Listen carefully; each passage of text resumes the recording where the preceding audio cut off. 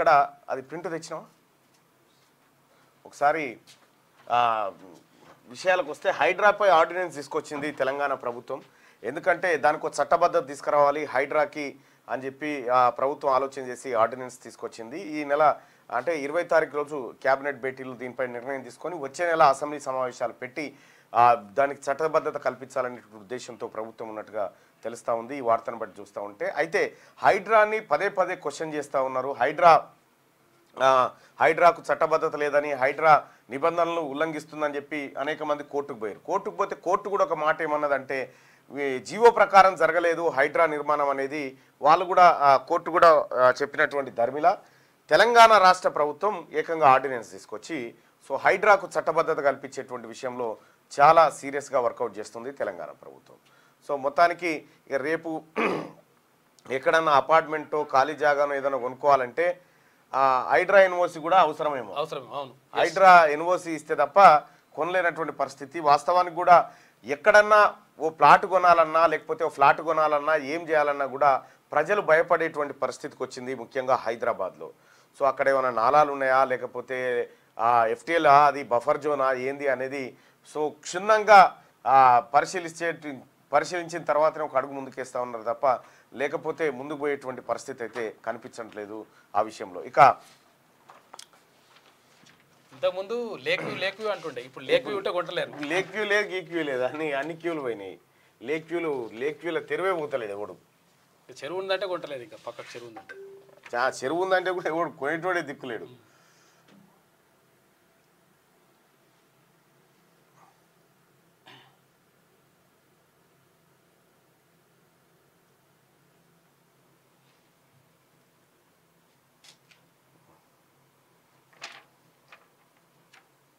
కొంచెం system problem వచ్చింది. Right. వెలుగు దినపత్రికలో మనం ఫ్రంట్ పేజీ ఇవాళ బొమ్మ మహేష్ కుమార్ గౌడ్ టీపీసీసీ అధ్యక్షులుగా పదవి చేపట్టబోతా ఉన్నాడు. మహేష్ కుమార్ గౌడ్కి ఇవాల్టి నుంచి పీసీసీ చీఫ్గా అధికారికంగా ఆయన బాధ్యతలు చేపట్టబోతా ఉన్నాడు. ఆయన బీసీ సామాజిక వర్గానికి సంబంధించినటువంటి గౌడ బిడ్డ. ఆయనకు మంచి జరగాలని అందరూ కోరుకుందాం కూడా. సో ఇది మహేష్ కుమార్ గౌడ్కి సంబంధించింది. అయితే ఇక ఒకసారి వెలుగు దినపత్రికలో ఉన్నటువంటి మిగతా వార్తల్ని ఒకసారి చూసే కంటే ముందు ఒకసారి ఈయనకి పంపించి నీకు గణేష్ పంపి ఇది ఒకసారి గణేష్ పంపి. సో ప్రజలారా మనం నిన్న నల్గొండ నియోజకవర్గానికి సంబంధించి మాట్లాడుకున్నాం. 17 సార్లు అసెంబ్లీకి ఎన్నికలు జరిగితే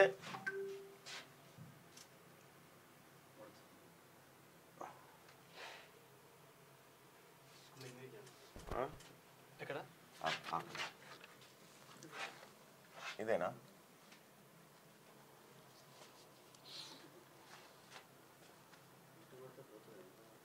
పోతుంది అది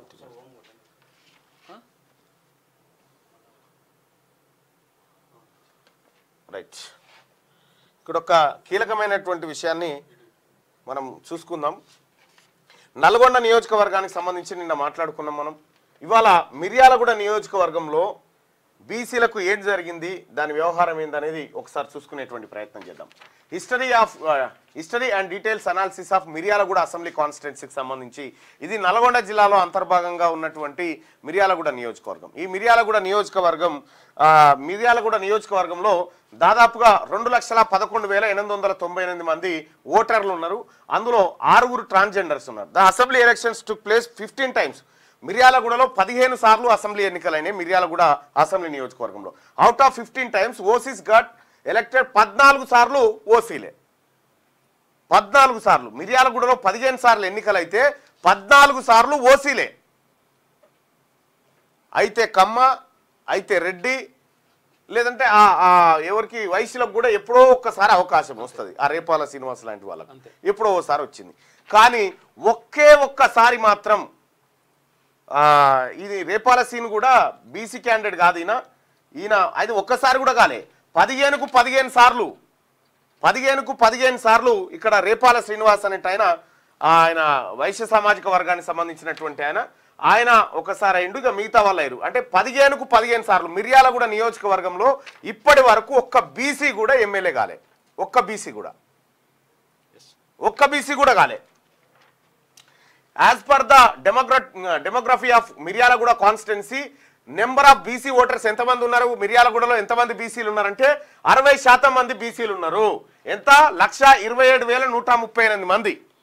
127,138 మంది బీసీ ఓటర్లు ఉంటాయి అక్కడ. ఇక్కడ ఎంత? ఓన్లీ వన్స్ కూడా కాదు, అది జీరోనే.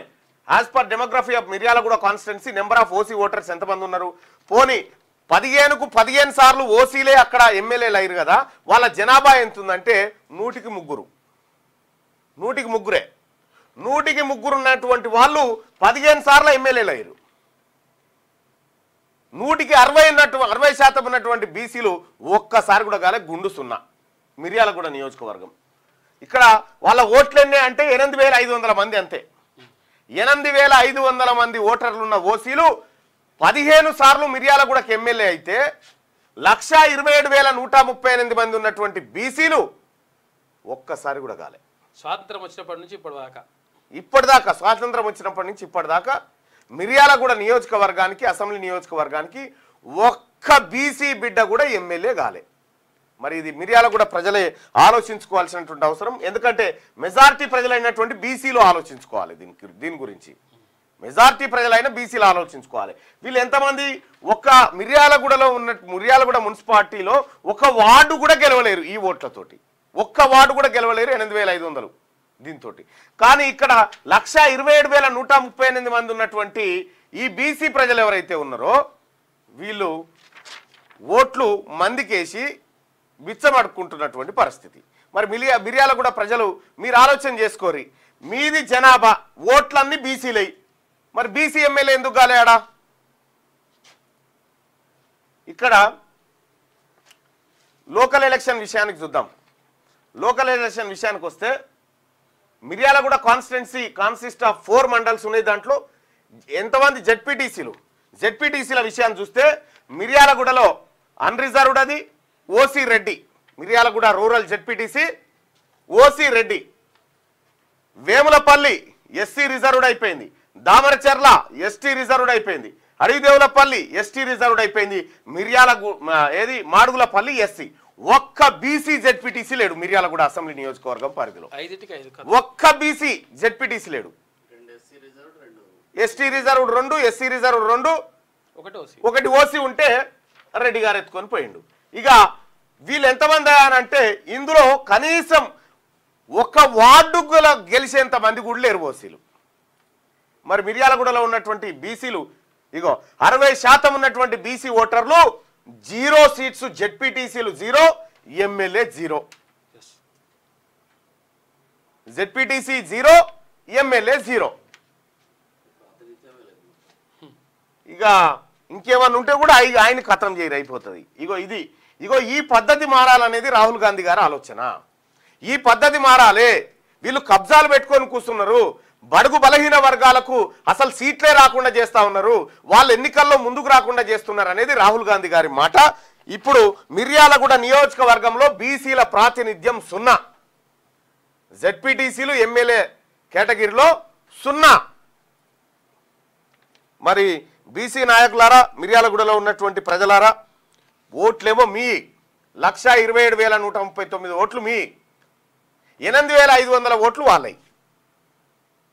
మరి ఎవరి ఓట్లతో ఎవరు గెలుస్తా ఉన్నారు అంటే మనం ఏం చేస్తా ఉన్నాం? బీసీలను ఎక్స్రే తీయమని చెప్తా ఉన్నాడు, జిరాక్స్ తీయమని చెప్తా ఉన్నాడు ఎవరు? రాహుల్ గాంధీ గారు. మిర్యాలగూడ జిరాక్స్ తీస్తే, ఎక్స్రే తీస్తే ఇళ్ళకేని 0, గుండు 0 బయటకు వచ్చింది. ఒక జెడ్పీటీసీ లేకపోయా, ఒక జెడ్పీటీసీ లేడా, ఒక ఎమ్మెల్యే లేడా? 15 సార్ల ఎమ్మెల్యే స్థానాలకు ఎన్నికలైతే ఒక్కసారి కూడా ఎమ్మెల్యే కాలే బీసీ ఆయన. ఒకసారి వైస్ చేయండి మిగతా. ఇంకా మోరోవర్ ఏంటంటే ఆంధ్ర ప్రాంతానికి చెందిన కమ్మ సామాజిక వర్గమైన ఎమ్మెల్యే అవుతాడు, ఆంధ్ర ప్రాంతానికి చెందిన రెడ్డి సామాజిక వర్గమైన ఎమ్మెల్యే అవుతాడు. కానీ తెలంగాణకు సంబంధించినటువంటి స్థానిక ఓటర్లోంచి ఒక్క ఓటర్ కూడా బీసీ ఎమ్మెల్యే కాలేకపోయాడు. అంటే మిర్యాలగూడ నియోజకవర్గంలో బీసీలు లేరా, లీడర్లు లేరా, ఎట్లా మరి? ఈ రిపోర్టు రాహుల్ గాంధీ గారు తెప్పించుకుంటున్నారు. ఇదే రాహుల్ గాంధీ గారు అంటున్నటువంటి మాట. ఇప్పుడు మిర్యాలగూడ నియోజకవర్గంలో బీసీల పరిస్థితి చూసిన తర్వాత ఇక మీరే చెప్పాలి సోదరులారా, ఎట్లా ఉంది ఏం కథ అనేది.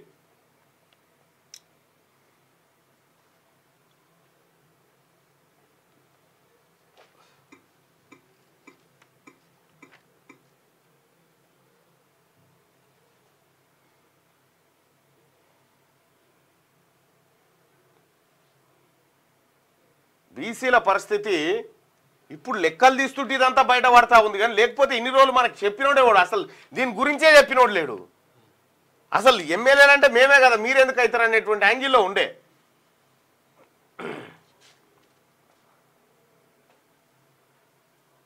మార్నింగ్ న్యూస్ చూస్తున్నటువంటి ఇప్పుడు లెక్కలు తీస్తుంటే ఇదంతా బయట పడతా ఉంది, కానీ లేకపోతే ఇన్ని రోజులు మనకు చెప్పినోడే వాడు అసలు దీని గురించే చెప్పినోడు లేడు. అసలు ఎమ్మెల్యేలంటే మేమే కదా, మీరెందుకు అవుతారు అనేటువంటి యాంగిల్లో ఉండే.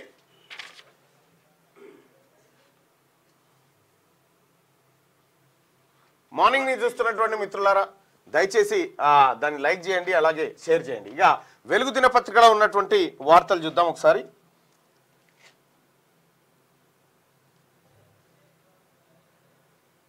ఇది కొంచెం బ్రౌజర్ చేంజ్ అయింది, అందుకోసం ఈ బాధ.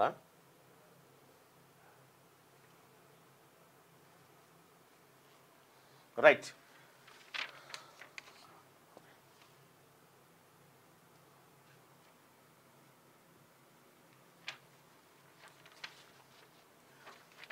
రైట్గా వెలుగు దినపత్రికలో ఉన్నటువంటి ప్రధానమైనటువంటి వార్తలను ఒకసారి చూద్దాం. మిర్యాలగూడ ప్రజలు, ముఖ్యంగా ఉమ్మడి నల్గొండ జిల్లా ప్రజలు మేలుకోవాల్సిన తరుణం. 15 సార్లు మిర్యాలగూడకు ఎమ్మెల్యే ఎలక్షన్ జరిగితే ఒక్కసారి కూడా బీసీ ఓడు ఎమ్మెల్యే కాకపోయా చూడుర్రి. ఇక హైడ్రాపై ఆర్డినెన్స్ చట్టబద్ధత కల్పించేందుకు రాష్ట్ర ప్రభుత్వం రెడీ. ఈ నెల 20న కేబినెట్ భేటీలో నిర్ణయం. ఆర్ఓఆర్ 2024 కూడా ఆర్డినెన్స్. రేషన్ కార్డులు, హెల్త్ ప్రొఫైల్ కార్డుల పంపిణీపై చర్చ. కులగణన, రైతు భరోసా గైడ్ లైన్స్ విడుదల చేసే ఛాన్స్. 200 కొత్త పంచాయతీల ఏర్పాటుకు ఆమోదం. కబ్జాలపై ఉక్కుపాదం మోపుతున్న హైడ్రాకు చట్టబద్ధత కల్పించేందుకు రాష్ట్ర ప్రభుత్వం సిద్ధమవుతున్నది.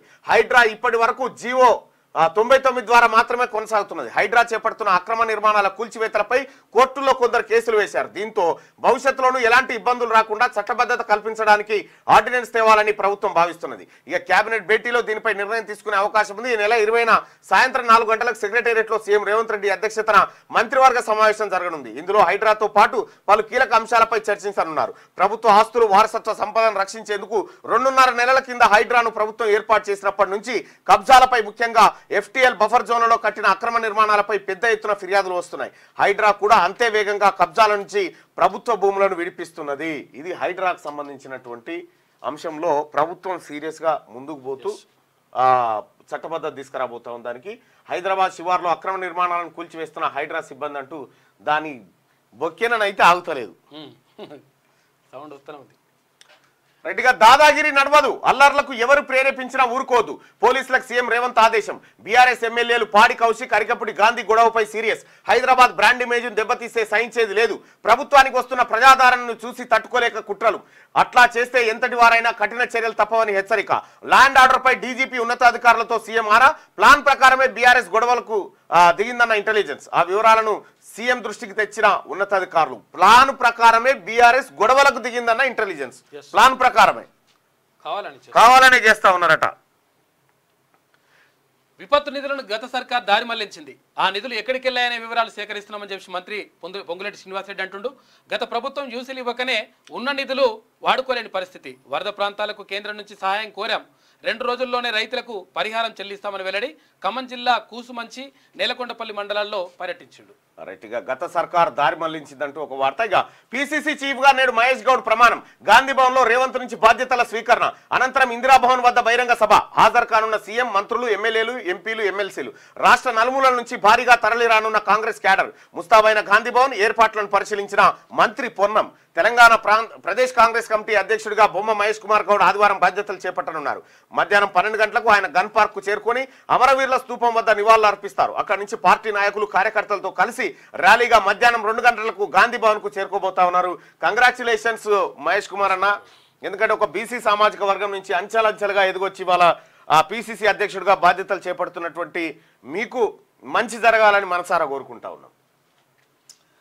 ఇక టైగర్ కౌశిక్ బాయా సినిమా టైటిలా? పార్టీ ఎమ్మెల్యే కౌశిక్ రెడ్డిని మెచ్చుకున్న కేటీఆర్. ఇంటికెళ్లి ఆత్మీయ ఆలింగనం. సీఎం రేవంత్ డైవర్షన్ పాలిటిక్స్ చేస్తున్నారని ఫైర్. బీఆర్ఎస్ ఎమ్మెల్యేలు పాడి కౌశిక్ రెడ్డి, అరికెపుడి గాంధీ మధ్య ఘర్షణ నేపథ్యంలో ఆ పార్టీ వర్కింగ్ ప్రెసిడెంట్ కేటీఆర్ శనివారం కౌశిక్ రెడ్డి ఇంటికి వెళ్లారు. హైదరాబాద్ కొండాపూర్లోని కౌశిక్ ఇంటికి వెళ్లిన ఆయన టైగర్ కౌశిక్ బాయ్ అంటూ మెచ్చుకొని ఆత్మీయ ఆలింగనం చేసుకున్నారట. ఏ టైగర్ కౌశిక్ రెడ్డి గారు టైగర్. ఎట్లా టైగర్? పోని టైగర్ లక్షణం ఏందో చెప్పురి. టైగర్ ఏం చేస్తుందంటే కనిపించినటువంటి వాటిని మీద పడి కొరుక్కొని క్రూర జంతువు. ఓ రకంగా చెప్పాలంటే కేటీ రామారావు కరెక్టే చెప్పిండు. కౌశిక్ బాయ్ క్రూర జంతువు అని అన్నాడు. క్రూర మృగం అంటే కౌశిక్ బాయ్ ని క్రూర మృగంతో పోల్చిండు కేటీ రామారావు గారు. అసలు మరి కౌశిక్ బాయ్కి ఇది అర్థమైందో లేదో, అర్థమైందో లేదో నాకు తెలియదు. ఇప్పుడు కౌశిక్ బాయ్ టైగర్ అంటే ఏమన్నట్టు, టైగర్ కు ఉండే లక్షణం అదే, క్రూరమైన మృగం. ఆ మృగం సంపుతది, సంపుకొని తింటది, రక్తం తాగుతుంటది. ఇవన్నీ లక్షణాలు ఉంటాయి ఆ క్రూర మృగానికి. మరి దాంతో ఎందుకు పోల్చిండో ఎవరికి అర్థం కాదు. అదే బాపతని చెప్పిండో. కౌశిక్ ఇంటికి వెళ్ళిన ఆయన టైగర్ కౌశిక్ బాయ్ అంటా ఉండు. మరి టైగర్ ఏడంగా వచ్చిండు, ఈ కథేడికేళ్ళు వచ్చిందో తెలియదు. కానీ ఇక కేటీ రామారావు అమెరికా నుంచి దిగిండు కాబట్టి ఇప్పుడు చర్చలు ఎటువా అంటే నేను కూడా కావద్దా అని దిగిండు. సరే దిగిండు ఏమన్నా ఏట్లేమన్నా. కానీ నేను ఒకటి ఏమంటున్నంటే ఇప్పుడు ఈయన టైగర్ ఎట్లా, ఏ లక్షణాలు చూసి ఈయన టైగర్ చేసినావు అంటే ఎవరిని, ఏ జంతువుని చంపిండు, లేకపోతే ఏ మనుషుల్ని చంపిండు, ఎవరి రక్తం తాగిండు, ఏమేం చేసిండు, మహిళలను కించపరిచిండని చెప్పి ఆయన పైన ఆరోపణలు. టైగర్ గవర్నర్ తిట్టిండు అనేది ఆరోపణలు. టైగర్ భార్యా బిడ్డలను అడ్డం పెట్టుకొని ఎమ్మెల్యే గెలిచిందని ఓ ఆరోపణలు. సరే ఏ ఆరోపణలు వచ్చినప్పటికీ కూడా కౌశిక్ రెడ్డిని క్రూరముఖం చేసినావు ఎందుకు? చెప్పకనే చెప్పిండు. ఏ ముఖం పెట్టుకొని పోయినావు? కేటీఆర్ పై ప్రభుత్వ వైపు ఆది శ్రీనివాస్ ఫైర్. మహిళలను అవమానించినందుకు కౌశిక్ రెడ్డిని అభినందించినవా? ఆంధ్ర వాళ్ళని కించపరిచినందుకు అలాయిబలా ఇచ్చినవా? మీ ఎమ్మెల్యేను మందలించాల్సిన పోయి మెచ్చుకునేది. కౌశిక్ తో క్షమాపణలు చెప్పించాలని ఆది శ్రీనివాస్ డిమాండ్. ఇక్కడ గమ్మత్ విషయం ఏంటంటే వాస్తవానికి నిజంగా అట్లుంటే ఆడికి పోయి చల్ అవలా ఏం మాట్లాడినావు అది ఇది అని అనాలే. తప్పైందా పోరాడేదో తెలియక చేసిండని అంటేనేమో పద్ధతి ఉంటుంది. అవి చేయకుండా నువ్వు టైగర్ మనం ఇట్లనే ఉండాలి, మనం మహిళలను కించపరచాలి, మనం ఏదైనా చేయొచ్చు, మనం అరాచకాలు చేయొచ్చు, తొడలు కొట్టొచ్చు, మీసాలు మెలేయొచ్చు, దాదాగిరి గుండాగిరి ఉరికిస్తా కొట్టుడు షీర్తా నర్క్తా అనేటువంటి అనొచ్చు అని ఈయనకు ప్రేరేపిస్తున్నట్టు ఉంది, ట్రైనింగ్ ఇస్తున్నట్టుగానే ఉంది కేసీఆర్ కేటీ రామారావు కథ చూస్తూ ఉంటే. ఇది వెలుగు దినపత్రికలో ఉన్నటువంటి ప్రధాన వార్తలు. ఇక ఆర్థిక శుభాకాంక్షలు ఆయనకి, ఎవరికి, మహేష్ కుమార్ గౌడ్ గారికి. ఇక ఆంధ్రజ్యోతి దినపత్రికలో ఉన్నటువంటి వార్తలు చూద్దాం ఒకసారి. కొద్దిగా ఇదేదో కొంచెం ఇబ్బంది ఉంది, దానికోసమే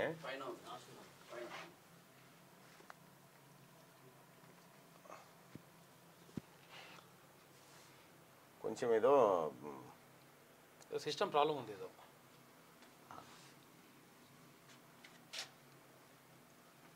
యాక్చువల్గా దీంట్లో ఉంది, అది డౌన్లోడ్ అయింది, అందులో ఉంది. ఒకసారి ఇదే తీసుకుందాం. రైట్గా ఆంధ్రజ్యోతిలో ఉన్నటువంటి వార్తల్ని చూద్దాం. Andhrajyothi front page ad Mahesh Kumar గౌడ్కి అన్ని పేపర్లలో వేసినట్టున్నారు. ఇక థర్డ్ పేజీలో ఫ్రంట్ పేజీ కనిపిస్తుంది. ఇలా హిందీ సట్ అంటా ఉంది.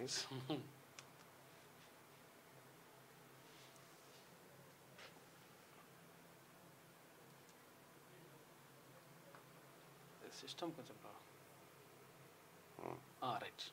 రైట్. ఇక ఆంధ్రజ్యోతిలో చూస్తే ఇక రష్యాలో నిత్య నరకమే, ఎటు నుంచి బాంబులు పడతాయో తెలియదు. అడవిలో స్లీపింగ్ బ్యాగ్లో పడుకునే వాళ్ళం, తుపాకుల్లో బుల్లెట్లు నింపడం, సొరంగాలు తవ్వడం, మృతి చెందిన సైనికుల్ని మోసుకెళ్లడం, ఇదే మా పని. ఒక్క పూట భోజనం, ప్రతిరోజు 15 గంటల డ్యూటీ. రష్యా ఉక్రెయిన్ సరిహద్దులో 8 నెలలు ఉన్నాం. 60 మంది భారతీయులు చిక్కుకున్నారు. తిరిగి వస్తామని ఊహించలేదు. ఓ వీడియో చూసి ఎక్కువ జీతానికి ఆశపడ్డాం. ఒక వీడియో చూసి ఎక్కువ జీతానికి ఆశపడ్డారట. మోసగించే ఏజెన్సీలపై చర్యలు తీసుకోవాలి. ఆంధ్రజ్యోతితో రష్యా నుంచి వచ్చిన సుఫియాన్ అట. ఆగో, రష్యా ఉక్రెయిన్ సరిహద్దులో సుఫియాన్, కుడి నుంచి రెండో వ్యక్తి. ఏంది ఈయన బాధ? తల్లిదండ్రులతో సుఫియాన్ బాంబుల మోత, తుపాకీ కాల్పులు, తెలియని దేశం, ఒక్క పూట భోజనం, 15 గంటల పని, దట్టమైన అడవి, గడ్డ కట్టించే చలి, స్లీపింగ్ బ్యాగ్లో నిద్ర, ఇలా 8 నెలలు నిత్యం నరకమే. పొట్టకూటి కోసం దుబాయ్ వెళ్లిన యువకులు ఒక ఏజెన్సీ యూట్యూబ్ వీడియో చూసి ఎక్కువ జీతం వస్తుందని ఆశపడమే వారిని కట్టుబానిసలుగా చేసింది. రష్యా ఉక్రెయిన్ సరిహద్దులో బిక్కుబిక్కుమంటూ ప్రాణాలు అరచేతిలో పెట్టుకుని బతకాల్సి వచ్చింది. దౌత్యపరమైన చర్యలు, దేశాధినేతల చర్చలు, ఎంబసీల వినతులు వెరసి నారాయణపేట జిల్లా కేంద్రానికి చెందిన మహమ్మద్ సుఫియాన్తో పాటు ఇతర రాష్ట్రాలకు చెందిన మరో 5గురు అక్కడి నుంచి బయటపడగలిగారు. శుక్రవారం రష్యా నుంచి ఇండియాకు చేరుకున్నారు. నరక యాతన అనుభవించి ఇంటికి వచ్చిన సుఫియాన్ను చూసి అతడి కుటుంబ సభ్యులు కంటతడి పెట్టుకున్నట్టు ఇగో తల్లిదండ్రులతోని. రష్యా ఉక్రెయిన్ యుద్ధంలో ఎవడో ఎక్కువ ఆశ చూపించిందట. దుబాయ్ నుంచి పైసలు బాగా వస్తాయి, మీరు ఇటుకు వస్తాయని చెప్పినట. ఇక తీసుకపోతే నరకం. 15 గంటల డ్యూటీ, ఒక్క పూట భోజనం అట. 8 నెలలు అడవిలో. ఇక FTL నిల్, చెరువులు FTL బఫర్ జోన్ నిర్ధారణలో మహాజాప్యం. హెచ్ఎండిఏ పరిధిలో 3,500కు పైగా చెరువులు ఉన్నాయి. తుది నోటిఫికేషన్ ప్రకటించింది 230కి మాత్రమే. 11 ఏళ్లలో 10% లోపే చెరువులకే. ఇరిగేషన్, రెవెన్యూ మధ్య సమన్వయ లోపం, 2 శాఖల వద్ద ఉన్న వివరాల్లో వ్యత్యాసం, నోటిఫికేషన్ల జాప్యానికి ఇది ఓ కారణం. హైకోర్టు ఆదేశాలతో అధికారుల్లో కదలిక, ఆందోళనలో నిర్మాణదారులు, స్పష్టత కోరుతున్న కొనుగోలుదారులు. చెరువుల సంరక్షణ సంఘ దేవుడెరుగు, అవి అన్యక్రాంతం కావడంలోనూ ప్రభుత్వ విభాగాలు తమ వంతు పాత్ర పోషించాయి. అసలు ప్రభుత్వం పర్మిషన్ ఇవ్వకపోతే ఇవి ఎందుకు ఇట్లయితుండే? అధికారులే ఇచ్చారు కదా. తమ వంతు పాత్ర పోషించాయి. చెరువులు అన్యక్రాంతం అవడంలో ఆయా శాఖల తీరు తిలాపాపం తలా పిడికెడన్న చందంగా ఉంది. చెరువుల పూర్తి నీటి నిల్వ సామర్థ్యం, బఫర్ జోన్ నిర్ధారణకు కూడా అధికారులు పట్టించుకోలేదు. 11 ఏళ్లుగా సర్వే చేస్తున్న హైదరాబాద్ మహానగర అభివృద్ధి సంస్థ పరిధిలో కనీసం 10% చెరువుల FTL బఫర్ జోన్కు సంబంధించిన తుది నోటిఫికేషన్ కూడా ఇంకా జారీ కాలేదట. ఇగో ఇట్లా ఉంది. ఏసీబీ, విజిలెన్స్ తరహాలోనే హైడ్రా, అవి కూడా ప్రభుత్వ ఉత్తర్వులతో ఏర్పాటైనవే. GHMC, ఇరిగేషన్, వాల్టా చట్టాల కింద అధికారులు, గ్రే హ్యాండ్స్ టాస్క్ ఫోర్స్ లాగా హైడ్రా పనితీరు. మాకై మేముగా ఎవరికి నోటీసులు ఇవ్వలేదు. హైడ్రా కమిషనర్ రంగనాథ్. హైడ్రా పరిశీలనలో దివాలర్ ఖాన్, మాసబ్ చెరువులు చర్యలు తప్పవన్న అధికారులు. సో హైడ్రాకు సంబంధించి మరొక సీరియస్ యాక్షన్ ప్లాన్ రాష్ట్ర ప్రభుత్వం నుంచి మనం చూడవచ్చు. నెల నెల ఆస్తి పన్ను గ్రేటర్ హైదరాబాద్ లో అమలుకు యోచన. ఆస్తి, నల్ల, విద్యుత్ బిల్లుల అనుసంధానం. ఇక పేమెంట్ యాప్ల ద్వారా చెల్లింపు సౌకర్యం. గడువులోగా చెల్లించకపోతే సేవలు బంద్ చేస్తారట. ఇకపై చెత్త సేకరణ ఛార్జీలు ఆన్లైన్లోనే. సాధ్యాసాధ్యాలను పరిశీలించాలన్న సీఎం. స్థానిక సంస్థలకే LRS రాబడి. ఆర్థిక శాఖను ఆదేశించిన రేవంత్ రెడ్డి. లోక్సభలో విద్వేషం పెంచే వాళ్లే ఎక్కువ, పేదల గొంతుకను వినిపించే వాళ్ళు తక్కువ. ఓవైసీ కాంగ్రెస్ కు వ్యతిరేకంగా మాట్లాడినా శత్రువుగా చూడలేం. ముఖ్యమంత్రి Revanth profit of the world పుస్తకావిష్కరణ. ఇక గ్రేటర్ హైదరాబాద్ పరిధిలో ఇక్కడ నుంచి నెల నెల ఆస్తి పన్నులు వసూలు చేయనున్నారా? 6 నెలలకోసారి చెల్లించే విధానానికి స్వస్తి పలకబోతున్నారా? విద్యుత్, నల్లా బిల్లుల తరహాలో ప్రతి నెల బకాయిలు చెల్లించేలా మార్పులు తీసుకురానున్నారా? ఆస్తి పన్ను, నల్లా, విద్యుత్ బిల్లులు చెల్లింపును ఒకదాంతో ఒకటి అనుసంధానం చేయడంతో పాటు పేమెంట్ యాప్ల ద్వారా చెల్లించే విధానాన్ని తీసుకురావాలని భావిస్తున్నారా అంటే అవుననే అంటున్నాయి సంబంధిత వర్గాలు. ఇక 2 రోజుల క్రితం GHMC పనితీరుపై సీఎం రేవంత్ రెడ్డి సమీక్ష నిర్వహించిన తర్వాత చెప్తా ఉన్నారు. నెల నెల ఆస్తి పన్ను అట్టుగా, ఏడాదికోసారి కాకుండా నెల నెల ఆస్తి పన్ను, అలాగే పేమెంట్ యాప్లు, ఏది యూపీఐ ఉంటాయి కదా, అంతే. ఈ ఫోన్ పే, గూగుల్ పే ద్వారా కూడా ఇవి గడువులోగా చెల్లించకపోతే సేవలు బంద్ చేస్తారట. హైడ్రాకు చట్టబద్ధత ఆర్డినెన్స్ తీసుకురానున్న ప్రభుత్వం. ఆ తర్వాత అసెంబ్లీలో బిల్లు. ఇక చట్టంతో విశేషాధికారాలు. 20న క్యాబినెట్లో నిర్ణయం తీసుకుంటారంట. ధరణి కమిటీ సిఫారసులు, బీసీల కులగణన, రుణమాఫీ, భరోసాపై చర్చ. ఇక 225 కొత్త పంచాయతీల ఏర్పాటు. వ్యవసాయ శాఖ సలహాదారుగా పోచారం బాధ్యతల స్వీకరణ. పోచారం శ్రీనివాసరెడ్డి గారు బాధ్యతలు స్వీకరించిండు వ్యవసాయ శాఖకు. సాక్ష్యాధారాల ధ్వంసంపై ఆర్జీకర్ మాజీ ప్రిన్సిపాల్ అరెస్టు. కోల్కతా మెడికో అత్యాచారం కేసులో అదుపులోకి తీసుకున్న CBI. విచారణ తప్పుదోవ పట్టించినందుకు కూడా అభియోగాలు నమోదు.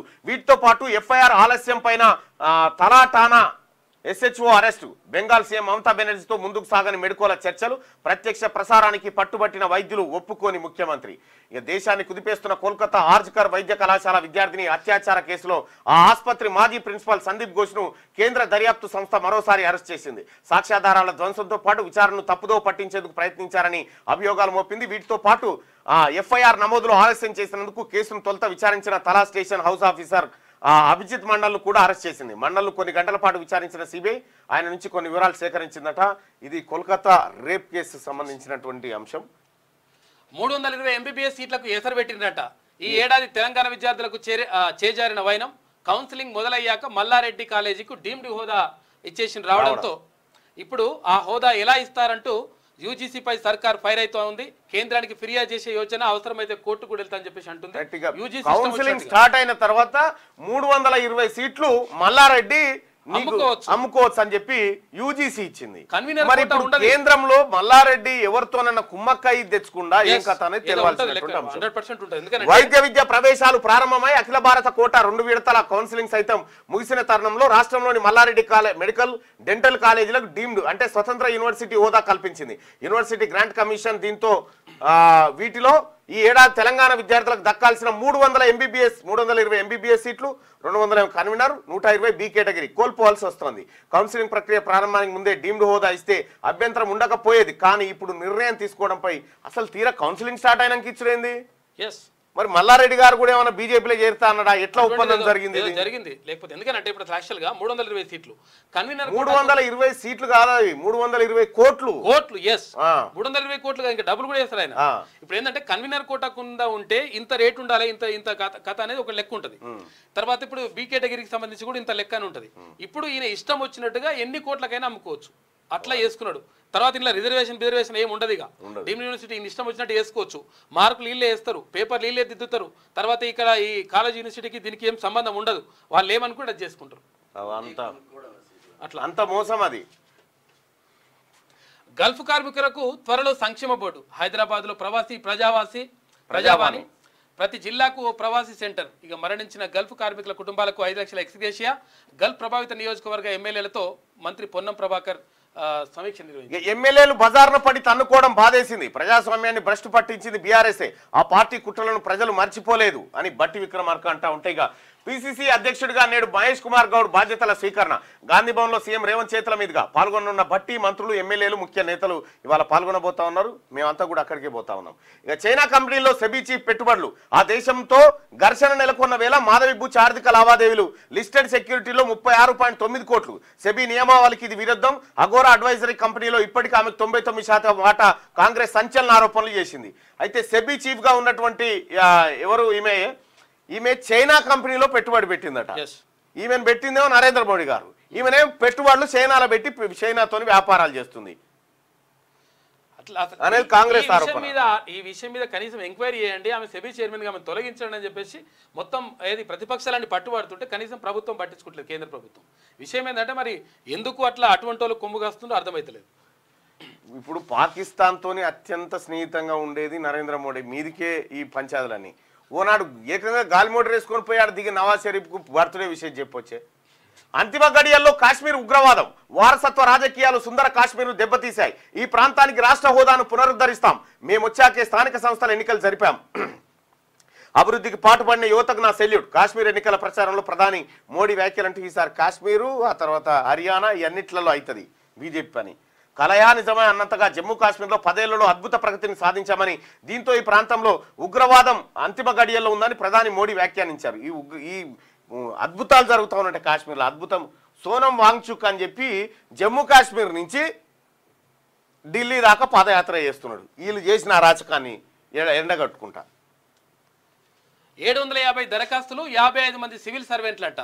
ఆర్టీఐ కమిషనర్ పోస్టుకు మాజీ ఐఏఎస్, ఐపీఎస్ పోటీ పడుతున్నారంట. సహచట్టం నిపుణులకే ప్రాధాన్యం ఇవ్వనున్న ప్రభుత్వం ఎంపికపై దృష్టి సారించిన ముఖ్యమంత్రి రేవంత్ రెడ్డి. రాష్ట్ర సమాచార హక్కు చట్టం కమిషన్ లో చోటు కోసం రిటైర్డ్ ఐఏఎస్, ఐపీఎస్లు పెద్ద ఎత్తున పోటీ పడుతున్నారు. 2 ఏళ్ల నుంచి ఖాళీగా ఉన్న కమిషన్ లో ప్రధాన సమాచార కమిషనర్ తో పాటు 6 కమిషనర్లను నియమించాల్సింది. ఎంపికకు సంబంధించి బీఆర్ఎస్ ప్రభుత్వం నిరుడు జూలైలో, కాంగ్రెస్ సర్కారు ఈ ఏడాది జూలైలో నోటిఫికేషన్లు ఇచ్చాయి. ఇక 7 పోస్టులకు దాదాపు 750 దరఖాస్తులు వచ్చాయి. వీరిలో 55 మంది రిటైర్డ్ ఐఏఎస్, ఐపీఎస్లే ఉన్నాయట. అసలు ఎప్పుడు ఇట్లా లేదు, ఎప్పుడు కూడా. త్వరలో పంట బీమా. నెలాఖరు వరకు క్లస్టర్ల వారీగా టెండర్లు, ప్రీమియం చెల్లింపులకు 2500 కోట్ల రూపాయలు. బీమా వర్తింపు వానాకాలం నుంచా లేదంటే యాసంగి నుంచా అని చెప్పేసి తుమ్మల సమీక్ష నిర్వహించింది. అల్లుడు కిరాతకుడు ఆస్తిపై కన్నేసి బావమరిది హత్య. 10 లక్షల సుపారి మాట్లాడుకొని ప్రాణం తీయించిన వైనం, ఆపై ఆత్మహత్యగా చిత్రీకరణ. హైదరాబాద్ లో ఘటన, 3 అరెస్ట్ అట. అల్లుడే కిరాతకుడుగా మారిండట. ఇట్లా ఆస్తుల కోసం బొమ్మరిని చంపేశాడు. చంపుతారు, ఆస్తుల కోసం బొమ్మర్దులను చంపుతారు, అందరినీ చంపుతారు. ఆస్తి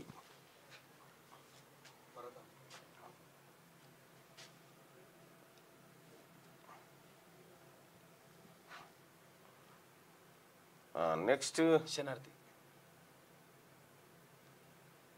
ఇదేనా ఇదా ఓకే రైట్. ఒకసారి శనార్థి తెలంగాణలో ఉన్నటువంటి వార్తల్ని చూద్దాం.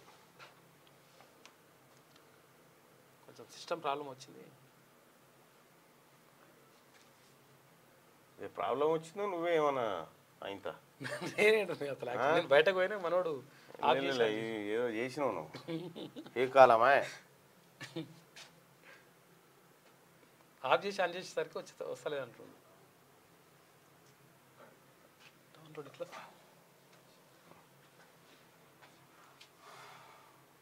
రైట్గా శనార్థి తెలంగాణ చూసుకుందాం. అబుదాబిలో ఐఐఎఫ్ఏ ఎఫెక్ట్ ఫెస్టివ్ అంట. హోస్టులుగా షారూక్, కరణ్ జోహార్, సమంతకి women of the year award లభించిందట. సమంతకు ఉమెన్ ఆఫ్ ద ఇయర్ గా అవార్డు లభించిందట సమంత గారికి. కంగ్రాచులేషన్స్. రైట్ గా 17 సెప్టెంబర్ 17పై వీడని రాజకీయ రగడ. 17 ఫైట్ ఇది. విలీనమా, విమోచనమా, విద్రోహమా, తెలంగాణ చరిత్రను మలుపు తిప్పిన రోజు. రాజకీయ చక్రబంధంలో చిక్కుకున్న 17. ఎవరి వాదన వారిదే. 7.5 దశాబ్దాలుగా ఇదే తంతు. తెలంగాణ సెంటిమెంట్ గా సెప్టెంబర్ 17. దీన్ని ఎప్పట్లో లేక చూడుగా సెప్టెంబర్ 17 ఇది తెలంగాణ చరిత్రను మలుపు తిప్పిన రోజు. తెలంగాణ ప్రాంతం పేరును సువర్ణాక్షరాలతో లిఖించదగ్గ రోజు. కానీ అలాంటి తెలంగాణ ప్రజల సెంటిమెంటు సెప్టెంబర్ 17ను 7.5 దశాబ్దాలుగా రాజకీయ రగడ వీయడం లేదు. సుదీర్ఘ కాలంగా సెప్టెంబర్ 17 ఫైట్ కొనసాగుతూ వస్తున్నా నేటికి అది విలీనమా, విమోచనమా, విద్రోహమా అన్నది మాత్రం క్లారిటీ రాలేదు. ఆ రోజుపై తెలంగాణలోని రాజకీయ పార్టీలది ఎవరి వాదన వారిదే. కొందరు విద్రోహ దినంగా జరుపుకుంటుంటే మరికొంతమంది విలీన దినంగా, ఇంకొంతమంది విమోచన దినంగా పాటిస్తూ వస్తున్నారు. మరి ఇంతకు ఆ రోజు ఏంటనే దానిపై స్పష్టత లేదని చెప్పాలి. ఈ సంగతి ఎలా ఉన్నా సెప్టెంబర్ 17 వచ్చిందంటే చాలు ప్రతి ఏటా వివాదమే. సంబరాలు చేసుకోవాల్సిన సెప్టెంబర్ 17పై అసలు ఎందుకు వివాదాలు అలుముకున్నాయి, ఆ రోజు రాజకీయ చక్రబంధంలో ఎందుకు చిక్కుపోయింది అన్న అంశాలు ప్రశ్నలుగానే మిగిలిపోయాయి. నిజానికి బీజేపీ సెప్టెంబర్ 17ను విమోచన దినంగా పాటిస్తుంటే కాంగ్రెస్ పార్టీ విలీనం అంటోంది. ఇక వామపక్షాలు మాత్రం విద్రోహ దినంగా పాటిస్తుండడం గమనార్హం. అయితే 2022లో తొలిసారిగా కేంద్రంలోని బీజేపీ ప్రభుత్వం తెలంగాణ విమోచన దినోత్సవాన్ని అధికారికంగా జరపగా అదే ఏడాది బీఆర్ఎస్ సర్కార్ జాతీయ సమైక్యత పేరుతో వజ్రోత్సవాలను మొదలుపెట్టింది. దీంతో అసలు సెప్టెంబర్ 17న ఏం జరిగింది? హైదరాబాద్ సంస్థానం భారతదేశంలో విలీనమైందా, లేక తెలంగాణ ప్రజలకు సైనిక చర్యతో విమోచన లభించిందా, లేక వామపక్షాలు చెప్తున్నట్టు విద్రోహం జరిగిందా? ఇవన్నీ ప్రశ్నలుగానే మిగిలిపోయాయి. ఆ రోజు అసలు ఏం జరిగిందంటే 1948 సెప్టెంబర్ 11న యూనియన్ సైన్యం హైదరాబాద్ సంస్థానంపై పోలీస్ ఆపరేషన్ పేరుతో జోక్యం చేసుకుంది. రజాకార్లకు వ్యతిరేకంగా పోరాడి ప్రజలను రక్షించింది. కానీ వెట్టిబాకం రద్దు చేసిన కమ్యూనిస్టులపై ఆపరేషన్ కొనసాగించింది. 4000 మంది కమ్యూనిస్టులను చంపారు. వేలాది మందిని చిత్రహింసలు పెట్టారు. ఆ తర్వాత హైదరాబాద్ రాష్ట్రాన్ని భారతదేశంలో విలీనం చేస్తున్నామని ప్రకటించారు. అయితే ముస్లిం పరిపాలన నుంచి హిందువులకు విముక్తి లభించిందని కొన్ని పార్టీలు ప్రచారం చేసే ప్రయత్నం చేస్తున్నాయి. కానీ నిజాం రాజుతో పాటు ఆయన సంస్థానంలోని భూస్వాములకు వ్యతిరేకంగా హిందూ ముస్లింలు ఏకమై పోరాటాలు చేశారు. కానీ బీజేపీ నేతలు హైదరాబాద్ సంస్థానంలోని విముక్తి పోరాటాన్ని ముస్లింలకు వ్యతిరేకంగా చూపించే ప్రయత్నం చేస్తున్నారని విమర్శలు లేకపోలేదు. అందుకే సెప్టెంబర్ 17పై భిన్నాభిప్రాయాలు వ్యక్తమవుతున్నాయి. సోయబుల్లా ఖాన్ ముస్లిం అయినప్పటికీ రజాకార్లు ఆయన చేతులు నరికారు. విరోచిత తెలంగాణ రైతాంగ సాయుధ పోరాటాన్ని మతపరమైన కోణంలో ఎలా చూస్తారనే అభిప్రాయం ఉంది. సాయుధ రైతాంగ పోరాటం విజయవంతమయ్యే దశకు చేరుకున్నాక చుట్టుముట్టు సూర్యాపేట నడుమ నల్లగొండ గోల్కొండ కిలా కింద నీ గోరిగడతం కొడుకో నైజాం సర్కారోడా అని తెలంగాణ ప్రజలు పాటలు పాడుకున్న ఉదంతాలు కోకొల్లలు. నిజాంకు ప్రజలు గోరిగట్టేందుకు అప్పుడు ఇగో సైన్యం, భారత సైన్యం ఎంటర్ అయింది. బీబీ నగర్ దాకా ఎంటర్ కాగానే ఇక్కడ నిజాం నవాబు లొంగిపోతున్నట్టుగా రేడియోలో ప్రకటించి లొంగిపోవడం జరిగింది. అసలు సెప్టెంబర్ 17 విలీనమా, విద్రోహమా, విమోచనమా, ఇవి రాజకీయ పార్టీల అభిప్రాయాలు. సో ప్రజలు ఈ తెలంగాణ ప్రజలు, హైదరాబాద్ స్టేట్ ప్రజలు భారతదేశంలో కలిసినందుకు ఓ రకంగా చెప్పాలంటే మంచిదే జరిగింది. ఓ నిజాము పిచాసమా నిండు కానరాటు నిండు బోలిన రాజు మాకెన్నడేని తీగలను తెంపి అగ్నిలో తెంపినావు నా తెలంగాణ కోటి రతనాల వినా అంటాడు దాశరథి కృష్ణ. నిజంగా ఏంటంటే అరాచకాలకు ఒక రకంగా పులిస్టాప్ పడ్డది. అప్పుడు 20వ కేబినెట్ భేటీ, హైడ్రాకు చట్టబద్ధత, బీసీ రిజర్వేషన్ల అంశంలో కోర్టు తీర్పుపై చర్చ, స్థానిక సంస్థల ఎన్నికలు, కులగణనపైన డిస్కషన్, భూమాత పోర్టల్పై డిసిషన్ తీసుకునే ఛాన్స్ ఉందంట. రైట్గా ఇది ఇట్లుంటే ఏచూరి పార్థివ దేహం ఎయిమ్స్కు అప్పగింత. నిన్న ఢిల్లీ సిపిఎం కార్యాలయంలో పార్థివ దేహం మధ్యాహ్నం 3 గంటల వరకు అభిమానుల సందర్శన. పార్టీ కార్యాలయం నుంచి ఎయిమ్స్ వరకు అంతిమయాత్ర నిర్వహించినట్ట సీతారాం ఏచూరికి సంబంధించి. దళితుడు సిఎల్పి లీడర్ అయితే ఓర్వలేరు, ఫిరాయింపుల్లో కేసీఆర్కు డాక్టరేట్ 80 మంది ఉన్న ఎమ్మెల్యేని చేర్చుకున్నారు. అడిగితే రాజకీయ పునరేకీకరణ అన్నారు. బీఆర్ఎస్ బీజేపీ ఏకమై మా సర్కార్ను కూలగొడతామని బెదిరించిండ్రు. కౌశిక్ రెడ్డి ఆందోళనపై మాట్లాడిన వీడియో కేటీఆర్కు పంపుతాం. హైదరాబాద్ ఇమేజ్ తీసే కుట్రలు సహించబోం. గల్ఫ్ కార్మికుల కోసం సంక్షేమ బోర్డు రవాణా శాఖ మంత్రి పొన్నం ప్రభాకర్. కొన ఊపిరితో ఉగ్రవాదం త్వరలో అది కూడా లేకుండా చేస్తాం. ఉగ్రవాద రహిత ప్రాంతంగా జమ్మూ కాశ్మీర్ స్వాతంత్రం వచ్చినప్పటి నుంచి కుటుంబ పాలనే. కొత్త నాయకత్వానికి చోటే ఇవ్వట్లేదు. దాన్ని అంతం చేయాలంటే కొత్త ప్రభుత్వం రావాలని చెప్పేసి ప్రధాని నరేంద్ర మోడీ అంటున్నాడు. ఎన్ని ఇబ్బందులు వచ్చినా రుణమాఫీలో రాజీ పడం. ఇన్సూరెన్స్ డబ్బులు ప్రభుత్వం ఇస్తుంది. 2030 వరకు 20,000 మెగావాట్ల విద్యుత్ ఉత్పత్తి. వ్యవసాయ పంపు సెట్లకు సోలార్ పవర్. పైలట్ ప్రాజెక్టుగా 30 గ్రామాల ఎంపిక. Deputy CM Bhatti Vikramarka. వ్యవసాయ పంపు సెట్లకు సోలార్ పవర్ ను ప్రభుత్వ ఖర్చుతో అందించనున్నామని తెలంగాణ డిప్యూటీ సీఎం బట్టి విక్రమార్క తెలిపారు. శనివారం మంత్రి శ్రీధరబాబుతో కలిసి నందిమేడారంలోని సబ్స్టేషన్ నిర్మాణ పనులను ప్రారంభించి మాట్లాడారు. సోలార్ విద్యుత్ ఉత్పత్తి ద్వారా రైతులకు ఆదాయం అందించేందుకు చర్యలు తీసుకుంటున్నామన్నారు. పైలట్ ప్రాజెక్టుగా 30 గ్రామాలకు ప్రభుత్వ ఖర్చుతో వ్యవసాయ పంపు సెట్లకు సోలార్ పవర్ అందిస్తామని, మేడారం గ్రామాన్ని సోలార్ పవర్ పైలట్ ప్రాజెక్టుకి ఎంపిక చేస్తామని చెప్పి బట్టి విక్రమార్క గారు చెప్పారు. ఇక రైతులు అధైర్యపడొద్దు, పంటలు దెబ్బతిన్న వారిని ఆదుకుంటాం. రాష్ట్ర రెవెన్యూ శాఖ మంత్రి పొంగులేటి ఖమ్మం జిల్లాలో వరదల వల్ల కూలిపోయిన బ్రిడ్జిని పరిశీలించిందట. సందేహాలొద్దు, హైడ్రా చట్టబద్ధమే. గ్రేహౌండ్స్ టాస్క్ ఫోర్స్ తరహాలో హైడ్రా ఇక త్వరలోనే రాష్ట్ర ప్రభుత్వం ఆర్డినెన్స్ తీసుకొస్తుంది. ఇక 6 వారాల్లో అసెంబ్లీలో బిల్లు, త్వరలో మరిన్ని అధికారాలు అని చెప్పేసి కమిషనర్ రంగనాథన్. ఇక దేశవ్యాప్తంగా కులగణన జరగాలి. జనాభా లెక్కలతో పాటుగా చేయాలి. రాష్ట్రంలో ప్రభుత్వం కులగణన చేస్తుంది. బీఆర్ఎస్ బీజేపీలు స్టాండ్ చెప్పాలి. పట్టభద్రుల ఎమ్మెల్సీ తిన్మార్ మల్లన్న ఎస్సీలో సత్యాగ్రహ దీక్ష.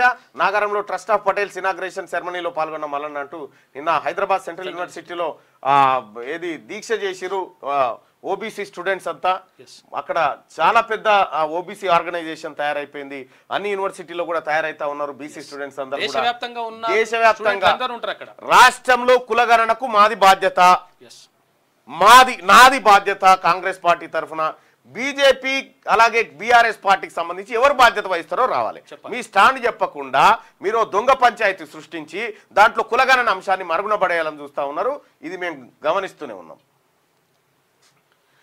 బీఆర్ఎస్ కు బీసీ గండం, గులాబీ బాస్ కు కొత్త తలనొప్పి. బీసీలకు దూరంగా బీఆర్ఎస్ పార్టీ. ఇప్పటికే కులగణనపై నోరెత్తని కాక బీసీలకు పెద్దపీట వేస్తున్న కాంగ్రెస్. టీపీసీసీ అధ్యక్షుడిగా బీసీకి ఛాన్స్. బీజేపీ సైతం బీసీకే పదవి కట్టబెట్టే యోచన. బీఆర్ఎస్ లో సీట్లు, పార్టీ పదవుల్లోనూ బీసీలకు అన్యాయం. కుటుంబ పార్టీగా బీఆర్ఎస్ కు ముద్ర. పార్టీ చీఫ్ పదవిని బీసీకి ఆఫర్ చేసేనా? బీఆర్ఎస్ పార్టీ అధ్యక్ష పదవి బీసీకి ఇచ్చుడా? కలలు కూడా అవుతుంది. ఇది అయ్యే పనేనా? ఇది ఉద్యమ పార్టీగా ఉన్నప్పుడు, అధికారంలో ఉన్నప్పుడు బీసీలను పట్టించుకొని కేసీఆర్ కు కొత్త తలనొప్పి వచ్చి పడింది. కులగణన చేస్తామని చెప్తున్న కాంగ్రెస్ టీపీసీసీ అధ్యక్షుడు పదవిని బీసీ కట్టబెట్టింది. బీజేపీ కూడా బీసీకే పదవి ఇవ్వాలని చూస్తున్నది. దీంతో బీఆర్ఎస్ లో బీసీలకు ఎలాంటి ప్రాధాన్యత ఇస్తారనే దానిపై చర్చ జరుగుతున్నది. ఇప్పటిదాకా కుటుంబ పార్టీగా ముద్రపడ్డ బీఆర్ఎస్ లో తిరుగులేని లీడర్ గా కేసీఆర్ చలామణి అవుతున్నాడు. తన తర్వాత పార్టీ అధ్యక్షుడిగా కేటీఆర్ ను చేయాలని విశ్వ ప్రయత్నాలు చేస్తున్నాడు. అయితే బీసీల నుంచి వస్తున్న డిమాండ్ కు కేసీఆర్ లొంగి బీసీకి పార్టీ చీఫ్ పదవి ఇచ్చేనా అనే ప్రశ్నలు ఉత్పన్నమవుతున్నాయి. బీసీలకు ప్రాధాన్యత ఇవ్వకపోతే బీఆర్ఎస్ మనగడ ప్రశ్నార్థకం కావడం ఖాయమనే అభిప్రాయాలు సైతం వ్యక్తమవుతున్నాయి. మీకు తెలుసో తెలియదో, మండలిలో ప్రతిపక్ష నాయకుడిగా బీసీని చేసిండు. జనాభాలో సగానికంటే ఎక్కువగా ఉన్న బీసీలు రాజ్యాధికారం కోసం పోరాడుతూ పదవులు, సీట్లలో సగం బీసీలకే కేటాయించాలని పార్టీలను డిమాండ్ చేస్తున్నారు. ఈ క్రమంలోనే రాష్ట్రంలోని పార్టీలు బీసీలకు ప్రాధాన్యత ఇస్తున్నాయి. కాంగ్రెస్ పార్టీ టీపీసీసీ అధ్యక్షుడిగా బీసీకి పదవి కట్టబెట్టింది. అంతేకాకుండా కులగణన కూడా చేయబోతా ఉంది. ఇప్పుడు కేసీఆర్ స్టాండ్ చెప్పాలి దాని మీద. ఇప్పుడు బీసీల లెక్క తీస్తామంటే బీసీ వచ్చిన బాధ ఏం లేదు, మా లెక్క వెళ్తుందేమో అని భయం వాళ్ళకు. వాళ్ళ లెక్క వెళ్తుందేమో. 0.2 తెలంగాణను ఏం చేశామో చూడు అని చెప్పి అప్పుల పాలు చేసి తెరపైకి తెలంగాణ సెంటిమెంట్ తీసుకొస్తా ఉందట బీఆర్ఎస్. ఎవరు నమ్మే పరిస్థితిలో కూడా లేడు బీఆర్ఎస్ పార్టీని. హైదరాబాద్ ఇమేజ్ డ్యామేజ్ అవుతా ఉందట. నాలుక గోస్తాం హరీష్ రావు ఎన్నో మోసాలని కోమటిరెడ్డి వెంకటరెడ్డి గారు అంటా ఉన్నాడు. కాలం కష్టంగానే సాగుతుంది. కన్నీళ్ల మాటున దాగిన జీవితాలెన్నో సమస్యల సుడిగుండాల్లో మునిగిపోతున్నాయి. నిలువ నీడలేని పేదల గోడును ఏ ప్రభుత్వాలు ఆలకిస్తాయి? అసమానతలు రూపుమార్పాల్సిన నాయకులు కులాల కార్పొరేషన్లు పెట్టి పదవులు కాపాడుకునేందుకు వెంపర్లాడుతున్నారు. స్వాతంత్రం వచ్చిందని సంబరాలు చేసుకునే నా దేశంలో ప్రైవేట్ స్కూల్ ఫీజుల నియంత్రణపై ఇప్పటి వరకు చర్యలు లేవు. కార్పొరేట్ వ్యవస్థలకు వత్తాసు పలుకుతూ నాయకులు జేబులు నింపుకుంటూ సామాన్యులకు చదువు అందకుండా కుట్రలు చేస్తున్నారు. పేదోనికి జ్వరం వస్తే రోజుల తరబడి సర్కార్ దవాఖానలో ఉన్న గ్యారంటీ లేని వైద్యమే శ్మశానం వైపు పరుగులు పెట్టిస్తుంది. అడుగడుగున ఆటంకాలు కలిగించే ప్రభుత్వాలే పరిపాలన అందిస్తున్నాయి. అడిగేవాడు లేక అక్రమ అరెస్టులకు భయపడి సామాన్యులు సమస్యలకు అలవాటు పడి మౌనంగా కాలాన్ని వెల్లదీస్తున్నారని రాజన్న. అహంతో కాదు ప్రేమతో ఏదైనా సాధించవచ్చు. కచ్చీరికాడ ముచ్చట్లు ఎల్లమ్మక్క కర్మ నుంచి తప్పించుకోలేమా అని చెప్పి.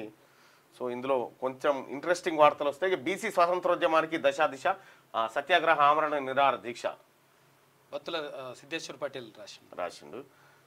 మున్నూరు కాపు ముందడుగు వ్యాసకర్త డాక్టర్ పర్వతం వెంకటేశ్వర్. విధులను విస్మరించి విందుకు హాజరైన 11 మంది లెక్చరర్లట. రైట్, ఇది శనార్థి తెలంగాణ దినపత్రికలో ఉన్నటువంటి వార్తలు. ఇది ఒకసారి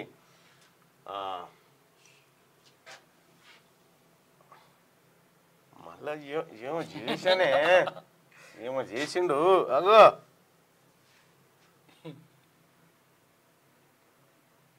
ఏమో చేసిండు అదే ఉన్నది ఇప్పుడు. కానీ గిదన్నా గిదే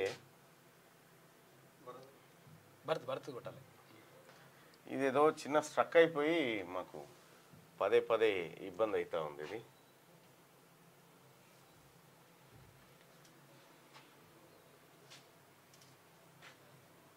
స్ట్రక్ అయిపోయింది. ఇది స్ట్రక్ అయిపోయి కొద్దిగా ఇబ్బంది అవుతా ఉంది.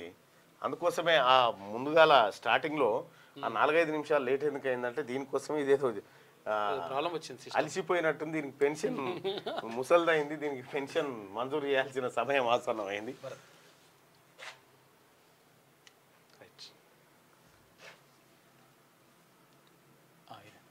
కాదన్నా ఎర్ర ఓర్చుకోవే. ఓకే ఓకే అవి ఉన్నాయి కదా. ఏమున్నాయి? ఇదేనా దిశ? ఇదేగా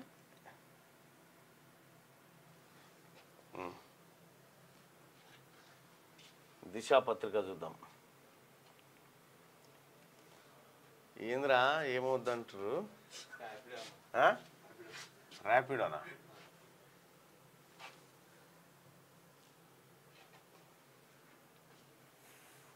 ఊరి అమ్మ ఎక్కడి కదా వస్తుంది ఇది.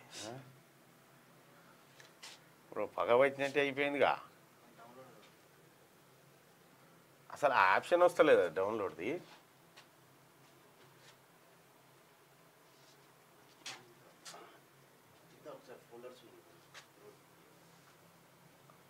ఏం చూస్తున్నావు? మళ్ళీ ఇంకోటి జరాగు నువ్వు తొందరపడకు. ఇప్పటికే ట్యాబ్లు ఎక్కువైపోయి అది స్లో అవుతా ఉంది, దానికి జురాయిస్తలేదు. ఇప్పుడు నువ్వు కొత్తది కొలాయించినావు అనుకో ఇంకా జరంత స్లో అవుతుంది అన్నట్టు. ఇప్పుడు మూలిగే దాని మీద తటక్కున పండెత్తేసినట్టు అవుతుంది. 2 వాట్సాప్లు వస్తున్నాయి. ఇప్పుడు తీసేయాలా? ఏం చేస్తావు? ఇదేనా దిశ? ఒకసారి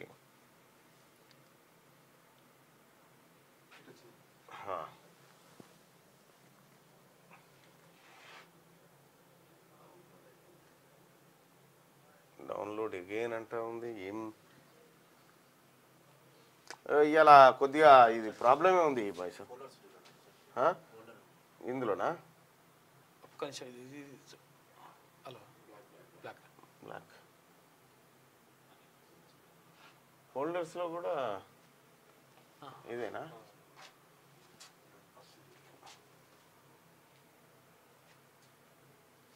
ఒకసారి చూద్దాం మరి. ఇక ఇలా ఇది ఏందో చూడు రాబాయ్. ఇలా రైట్గా దిశ పదవీ బాధ్యతల స్వీకరణ మహోత్సవ శుభాకాంక్షలు. దిశ పత్రికకు సంబంధించి గాలి అనిల్ కుమార్ కాంగ్రెస్ పార్టీ నాయకులు. ఇక దిశ పేపర్ చూస్తే వావ్ ఛాయ్ తాగడం వల్ల కలిగే లాభాలేంటి? అతిగా తాగితే ఏమవుతుంది? మన దేశంలో టీ ఎందుకు ఫేమస్? ఇవాళ 11 గంటలకట ఛాయ్ పే చర్చ. నేడు పిసిసి చీఫ్గా మహేష్ గౌడ్ బాధ్యతలు. భారీగా తరలి రానున్న కాంగ్రెస్ శ్రేణులు. గాంధీ భవన్ వేదికగా గ్రాండ్ ప్రోగ్రాం. గన్ పార్క్ అమరుల స్తూపానికి నివాళి. సీఎంతో పాటు హాజరు కానున్న మంత్రులు, సీనియర్లు, కార్పొరేషన్ల చైర్మన్లు సైతం. అనుబంధ విభాగాల అధ్యక్షులు హాజరు. ఏఐసిసి నుంచి జాతీయ నేతలు అటెండ్ కాబోతా ఉన్నారట. ఇక బిల్లులుగా ఆర్డినెన్స్లు. అసెంబ్లీ సమావేశాల నిర్వహణకు ప్రభుత్వం సన్నాహాలు. ఈ నెల 20న కేబినెట్ పెట్టి కీలక అంశాలపై చర్చించే ఛాన్స్. హైడ్రాకు చట్టబద్ధత కల్పించేందుకు ఎక్సైజ్. స్టేట్ సివిల్ కోర్టుల చట్టానికి సవరణలపైన చర్చ, కేంద్రం నుంచి వరద సాయంపైన డిస్కషన్, కులగణన, బీసీ రిజర్వేషన్ ప్రక్రియపై నిర్ణయం, ప్రజాపాలన దినోత్సవం స్పెషల్ డ్రైవ్ పైన కూడా చర్చించే అవకాశం ఉందట. ఇక చట్టాలుగా మార్చేందుకు వచ్చే నెలలో అసెంబ్లీ సెషన్ పెట్టే అవకాశం ఉందట. పలు ఆర్డినెన్స్లను బిల్లులుగా మార్చేందుకు ప్రభుత్వం కసరత్తు చేస్తున్నది. ఇందుకోసం వచ్చే నెలలో అసెంబ్లీ సెషన్ నిర్వహించేందుకు సిద్ధమవుతుంది. ఈ నెల 20న సీఎం రేవంత్ రెడ్డి అధ్యక్షతన సచివాలయంలో రాష్ట్ర కేబినెట్ మీటింగ్ జరగనున్నది. ఇందుకోసం రూపొందించిన ఎజెండా బహిర్గతం కాకపోయినప్పటికీ పలు కీలక అంశాలపై మంత్రులు చర్చించిన తర్వాత నిర్ణయం తీసుకునే అవకాశం ఉన్నట్టుగా సచివాలయ వర్గాలు పేర్కొన్నాయి. ప్రస్తుతం హైడ్రా వ్యవస్థపై రాష్ట్ర వ్యాప్తంగా చర్చ జరుగుతున్నది. హైడ్రాకు చట్టబద్ధత కల్పించే దిశగా వీలైనంత త్వరగా ఆర్డినెన్స్ తీసుకురావడంపై కేబినెట్ భేటీలో చర్చ జరగవచ్చని సూత్రప్రాయంగా సెక్రటేరియట్ వర్గాలు తెలిపినాయట. వర్గాలంటే ఏంటియో మరి, సెక్రటేరియట్ వర్గాలు, గాంధీ భవన్ వర్గాలు, మీడియా వర్గాలు బాధ్యత మరిచి బజార్న పడ్డారు. ఎమ్మెల్యేలు పాడి కౌశిక్, అరికెపొడి వాడుతున్న భాష సరికాదు. శాంతి భద్రతలను కాపాడడానికే మా మొదటి ప్రాధాన్యత. వ్యవసాయ పంప్ సెట్లకు solar power. Deputy CM Bhatti Vikramarka. BRS ఎమ్మెల్యేల ఘర్షణతో మాకేం సంబంధం? ఎవరన్నీ ఆటంకాలు సృష్టించినా ప్రభుత్వానికి డోకాలేదు. ఎల్లంపల్లి నిర్వాసితులకు 15 ఏళ్లైనా పరిహారం అందలేదు. మేము వచ్చాక 18 కోట్లు మంజూరు చేశాం. మంత్రి శ్రీధర్ బాబు. నేను యాదగిరి గుట్టకు దర్శనానికి పోతా ఉన్నా. శందా.